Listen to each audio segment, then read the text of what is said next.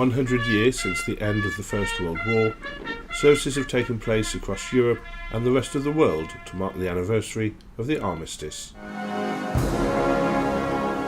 In Britain, the main focus of attention was the cenotaph in Whitehall, but thousands of people also gathered here at the National Memorial Arboretum in Alrewas, where the former Bishop to the Forces, Nigel Stock, currently Chaplain to the Royal British Legion, gave a reflection on war and its aftermath.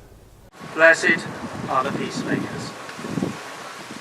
Jesus was always, and is always, on the side of those who have no voice, just as the vast majority of those who died in the conflict have not left us a record. Those who go through combat know how brutal it is, and yet how human comradeship gives an extraordinary quality of relationship, perhaps have a particular understanding of both the sinful qualities and yet the redeeming qualities of humanity. And remembrance reminds us of those who paid the price and continue to pay the price of human sinfulness. But we remember for a purpose, that the redeeming qualities so clearly remembered and demonstrated are also God-given, and herein lies our hope. At 11 o'clock, the hour at which the armistice took effect, a 2-minute silence fell here at Alrewas and in towns and cities across the UK, Europe and around the world. Afterwards, Bishop Nigel oversaw the wreath laying by the Duke and Duchess of Gloucester and other dignitaries before members of the public laid their wreaths.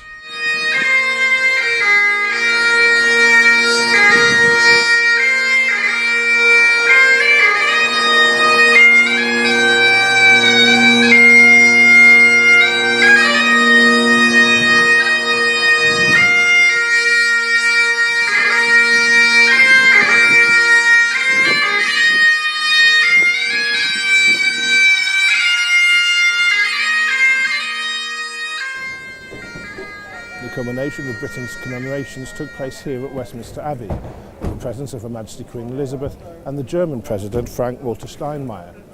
The service at Westminster Abbey was attended by most of the British royal family and senior politicians. The congregation also included military personnel and diplomats from countries around the world. In a moving symbol of reconciliation, it began with British and German military officers laying wreaths at the tomb of the unknown soldier on behalf of Queen Elizabeth and President Steinmeier. The President later gave a reading from the 4th chapter of John's Gospel, in German. The Archbishop of Canterbury, Justin Welby, used this address to say that the fact that the German President gave a reading here in German was a sign of the reconciliation that had taken place between the nations. Conflict, he said, had been transformed and enemies reconciled, and that gives hope to the world.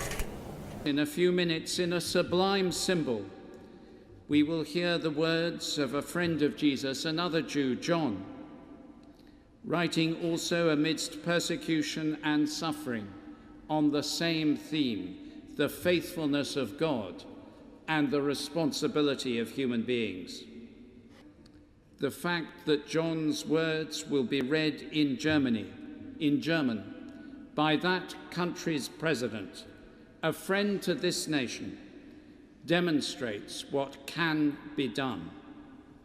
World War I, the Great War, was described as the war to end all wars.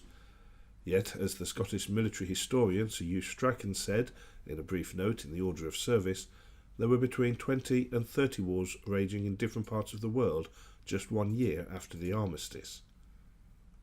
Those who celebrated on 11th of November 1918, he said, were about to learn that it had been much easier to start this war than it would be to end it.